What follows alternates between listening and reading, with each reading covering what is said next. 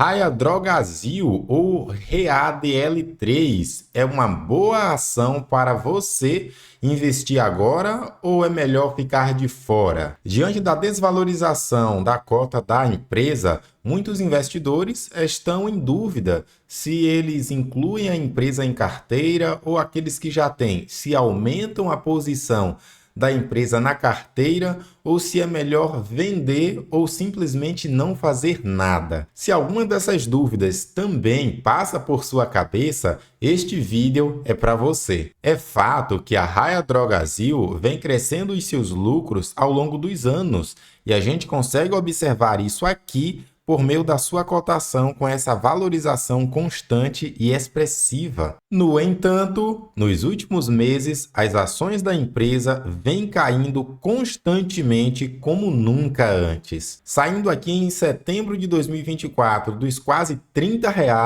para atualmente a casa dos pouco mais de R$ 18. Por isso, muitos investidores estão se perguntando se é uma baita oportunidade comprar a empresa agora ou se ela pode continuar se desvalorizando e acontecer como, a título de exemplo, aconteceu com outras empresas como a Magazine Luiza, que, claro, é de outro setor, mas que deu muito dinheiro para os seus investidores por um tempo ali curto, 2021, 2022, e logo depois desvalorizou e até hoje está em uma cotação baixa. E eu trouxe a Magazine Luiza a título de exemplo porque, apesar de ser de um setor diferente, ela também é uma empresa do varejo. Eu te convido para assistir este vídeo até o final, porque eu vou fazer uma análise completa da empresa com base em dados fundamentalistas para você e vou dizer a minha visão se de fato é uma oportunidade comprar a ação agora, o que eu acredito que vai acontecer para os próximos meses e anos com a empresa e o que eu mesmo como investidor vou fazer, tá? Se eu vou ficar de fora ou se eu vou comprar ações. Fala aí, investidor! Tudo bem com você? Heraldo Fonseca, seu especialista de investimentos aqui com as certificações CEA e CFP. Indo direto para a nossa análise fundamentalista, a Raia Drogasil RD ou RADL3 para os mais íntimos, os acionistas, é uma das maiores redes de farmácias do Brasil, formada pela fusão das redes Droga Raia e Drogasil. Em 2011, a RD opera com duas principais bandeiras, Raia e Drogasil. A empresa está listada na nossa Bolsa de Valores brasileira, ou na B3, e ela é conhecida por sua extensa rede de lojas e forte presença no mercado digital. Talvez você conheça alguma dessas bandeiras que está em sua tela, Drogasil, Raia e dentre outras, conforme você pode observar. Conforme você pode observar em tela alguns dos números fundamentalistas da empresa, ela vem crescendo muito e ela lidera o setor farmacêutico no Brasil, o setor varejista aí no âmbito das farmácias no nosso país. E a gente vai analisar mais sobre esses números um pouco mais à frente. E mesmo atuando em um setor de margens historicamente baixas, por não ter fatores que a distinguem como diferenciais competitivos, a RADL3 segue como um grande exemplo de gestão de farmácias. Para você ter ideia, a cada R$ 100 faturados, a farmacêutica em questão lucra apenas R$ 4, uma vez que neste setor a competição é altíssima e os produtos são praticamente os mesmos, são iguais. No entanto, apesar disso, a empresa ela vem se destacando frente aos seus concorrentes, que não são poucos. Diante disso, o que é que uma farmacêutica como a RADL3 pode trazer como diferencial competitivo para se destacar frente aos seus concorrentes? Algumas das formas que a RADL3 utiliza para buscar atingir mais clientes, ampliar o seu market share, que é basicamente crescer no mercado frente a outras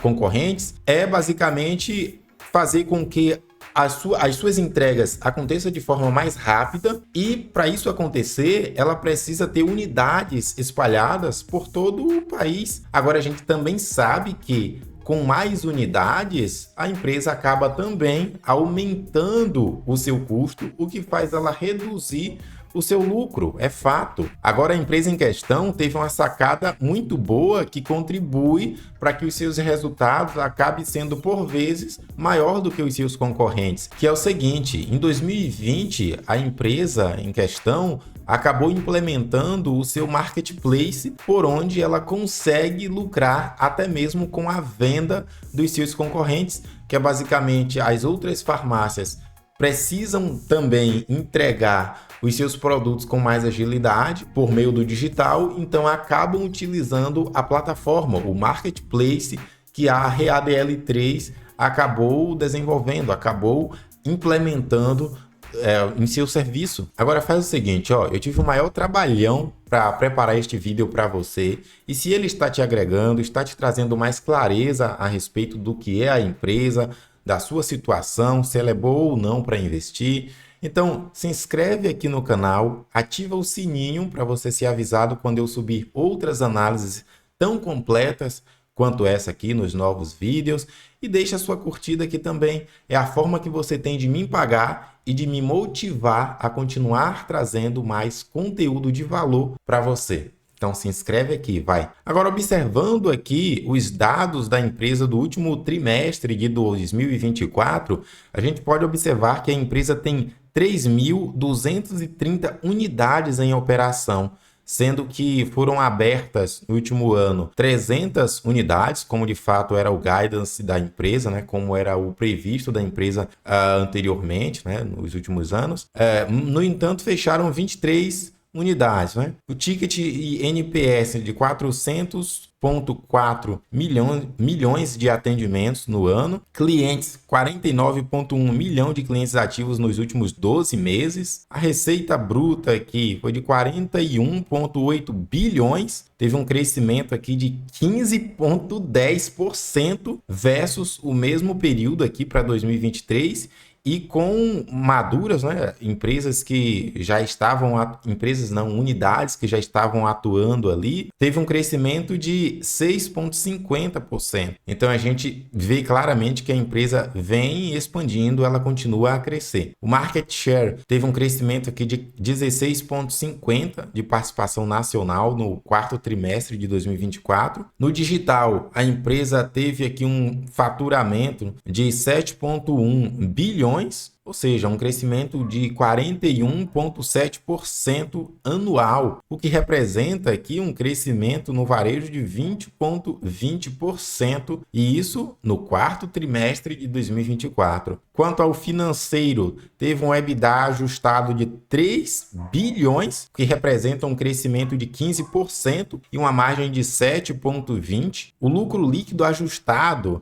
da empresa foi de 1,3 bilhões, o que representa um crescimento de 16,60% em margens de 3,10%. Sobre o avanço da empresa por meio da abertura de novas farmácias, a gente consegue ver aqui que de fato teve um crescimento expressivo. Você pode pausar aí para observar os pormenores. Nesta imagem a gente consegue ver aqui em quais estados a empresa expandiu mais a sua participação, né? Acabou abrindo mais farmácias, incluindo aí ou dividindo aí entre a Drogasil, conforme você pode observar aqui, que foram 1.884, e na bandeira Droga Raia, que foram 1.346 farmácias, e centro de distribuições foram 14, o que empreende aí uma presença em 619 cidades, sendo que a empresa se faz mais presente aqui no estado de São Paulo e no Centro-Oeste. Aqui a gente consegue ter uma visão também mais clara, mais objetiva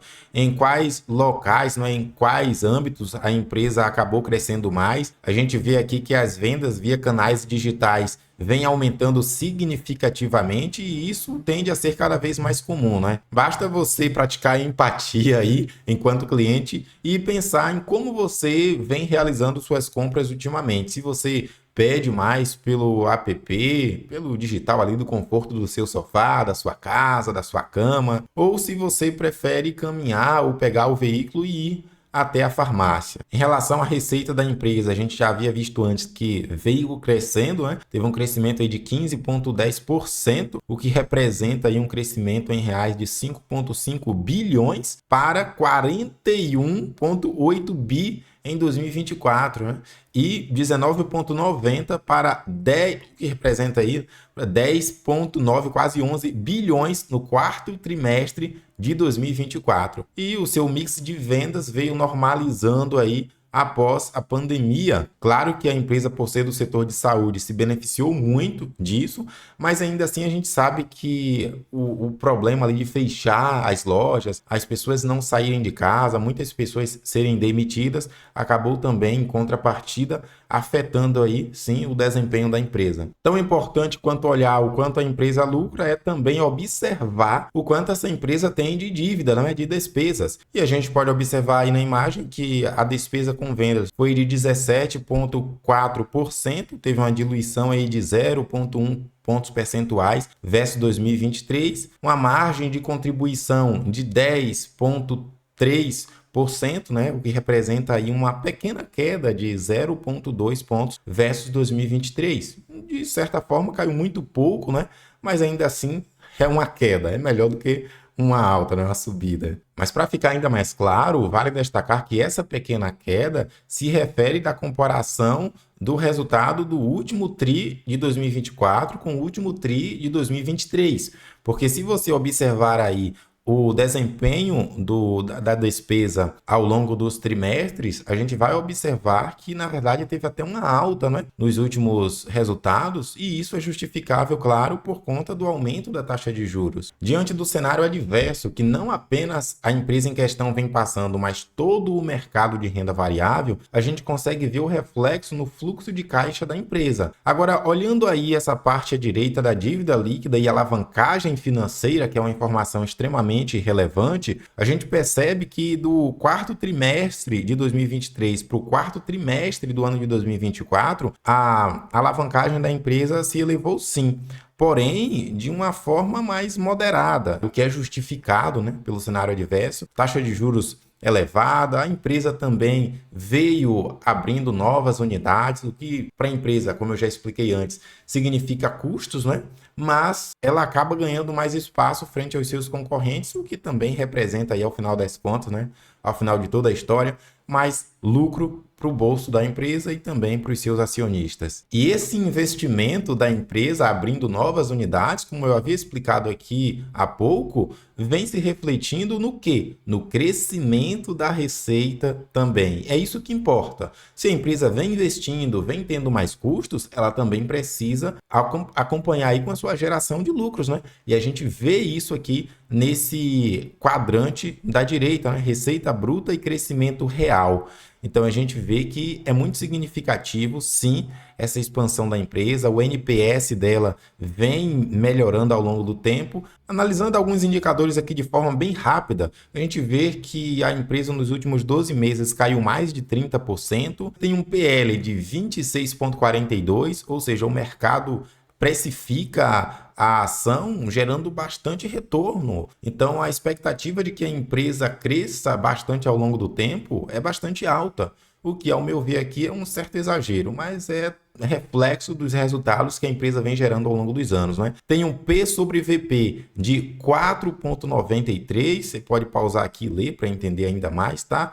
Um DI nos últimos 12 meses de 1,83, ou seja, muito baixo, né? Se você tivesse investido R$ 10.000 nos últimos 10 anos, você teria hoje R$ 37.513,19, considerando aí, claro, né, que já reinvestiu os dividendos. Segundo a fórmula aqui do Benjamin Graham, o preço justo da ação é de R$ 7,67, o que deixa uma margem aqui para desvalorização de quase 60%. A empresa tem uma margem bruta de quase 30%, uma margem líquida, como eu havia explicado anteriormente, que é muito baixa, né? É natural para empresas do setor, dado os produtos aí comoditizados, ou seja, todos iguais, né? Não tem muitos diferenciais. Margem EBITDA de quase 11%.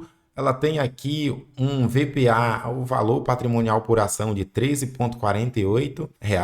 Ela tem aqui um ROI, que é uma métrica bastante interessante de se olhar, de 18,65%. É até um ROI significativo, né? Dado a competitividade, dado aí as baixas margens de lucro das empresas do setor. Ela tem um outro ponto interessantíssimo, importante de se observar. a dívida da empresa em relação ao seu EBITDA. Ela tem uma dívida líquida sobre o EBITDA de 0,66. E isso é bom, porque quanto menor de um, melhor. E é o caso da empresa. A dívida líquida sobre o patrimônio de 0,43, o que representa também aqui um bom indicador, tá? Demonstra que a empresa está saudável em relação à dívida, a empresa não está alavancada, e isso aqui é muito positivo para a empresa para médio e longo prazo. Quanto ao histórico de dividendos da empresa, você pode ver aí que ela paga dividendos baixos, né? E não são muitas vezes no ano, são aí umas 2 vezes por ano, né, em média. Observando agora alguns dos indicadores fundamentalistas comparados às suas concorrentes, o PL da HDL3 é o maior das empresas do setor. O seu P sobre VP também é o maior. O seu ROI é o maior, o que aqui nesse caso é bom, né? Os outros indicadores não são legais, mas o ROI aqui é o maior, então os demais indicadores elevados também faz sentido, né? Uma vez que ela gera mais resultado. O DI da empresa, que fica aqui entre os menores, o que não é tão atrativo. O valor de mercado da empresa é o maior, sendo aí de quase 32 bilhões, e a sua margem líquida também é uma das maiores, ficando aí em segundo lugar, né? Apenas atrás da Hype3 ou Hiperfarma, né? Eu posso até fazer uma análise dessa Hiperfarma em um outro vídeo, se vocês assim desejarem aqui nos comentários, e se eu ver que esse vídeo teve bastante curtidas também, bastante compartilhamentos. Fazendo uma comparação agora com outros indicadores, eu vou incluir aqui o CDI, o IPCA. Eu vou incluir aqui, fazer uma covardia, eu vou incluir o IVV-B11. Ainda assim, a READL3 vem aqui pá a pá com o IVV, né? Então, a gente vê que em relação a outras empresas, em relação a outros indexadores, a RADL3 vem se mostrando uma empresa bastante atrativa. A base acionária da empresa aqui é de quase 2 bilhões, o que não é interessante, e que eu acredito que à medida que a empresa for praticando, aumentando aí o seu processo de recompra de ações, vai reduzir essa base acionária e que tende dessa forma, principalmente à medida em que ela for se valorizando, vai puxando mais sardinhas. Então,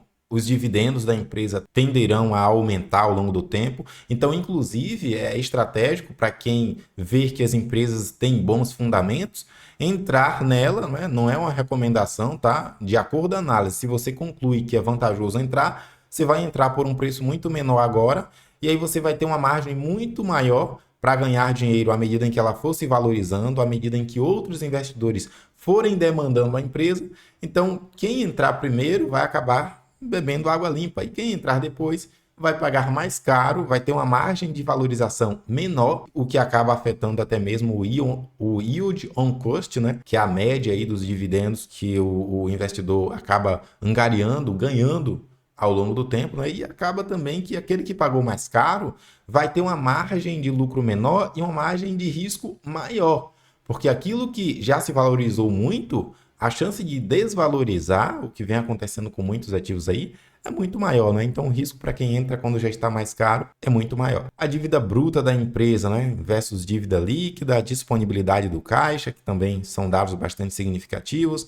Ela está aqui, como eu havia dito no início, no novo mercado. Tem um free float de quase 75%, então tem bastante ações na mão dos investidores minoritários, né? Tem um tag along de 100%.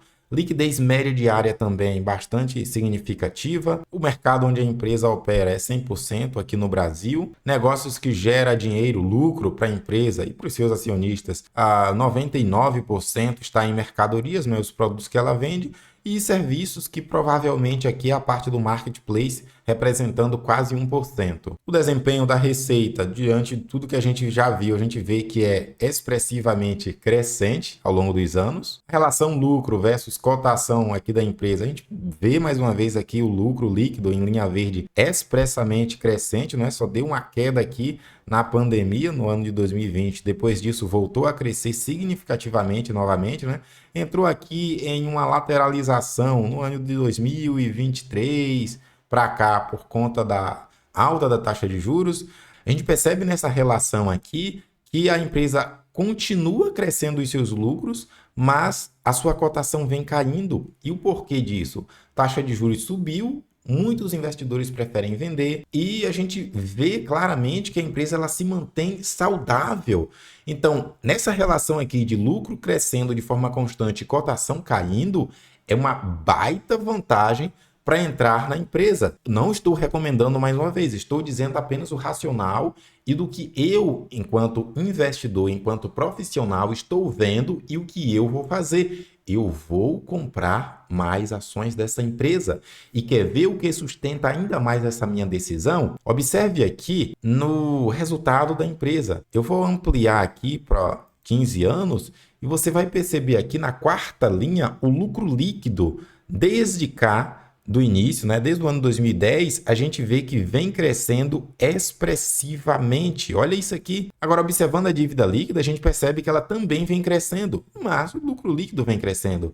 A margem líquida da empresa, a gente já viu que é bastante baixa, né? O ROI da empresa vem crescendo também significativamente, o que é muito bom. Então, qual é o racional? O que é que a gente pode concluir da análise da Raia Drogasil? Que os seus lucros continuam crescentes, os fundamentos da empresa continuam saudáveis, porém com a elevada da taxa de juros, a sardinhada, claro, prefere correr para a renda fixa, acabam vendendo as ações da Raia, não é? Até mesmo os grandes fundos de investimentos, eles acabam se desfazendo da empresa. Mas, Heraldo, esses grandes fundos não são de grandes gestores profissionais super experientes? De fato, só que a gestão do fundo não depende só da expertise dos gestores, depende também da postura, da decisão dos seus investidores. E eu costumo dizer sempre que os culpados pela desvalorização, pela mal performance dos fundos, em maior parte, eu afirmo isso com muita segurança, são os próprios cotistas, porque eles acabam pressionando os gestores, se desfazendo de ativos tão bons quanto esse aqui que a gente está analisando, para ir para outros produtos. Por quê? Porque a maioria dos investidores tem uma visão curto-prazista, não é? São imediatistas, querem tudo para ontem.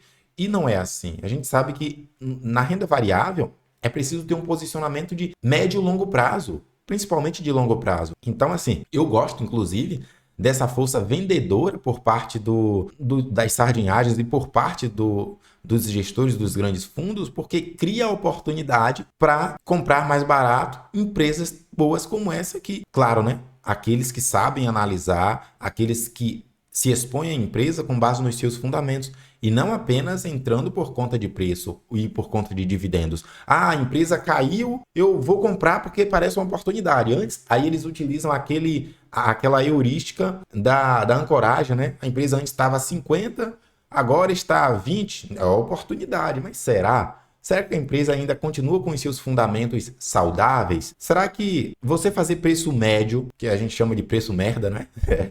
Da empresa, você não está aumentando o seu valor total, que aquilo vai se traduzir em um prejuízo cada vez maior, que a empresa está afundando e ela pode, provavelmente, se perder os seus fundamentos, ela não voltará mais aos preços anteriores? E aí eu chamo a sua atenção aqui agora para concluirmos o racional da HDL3.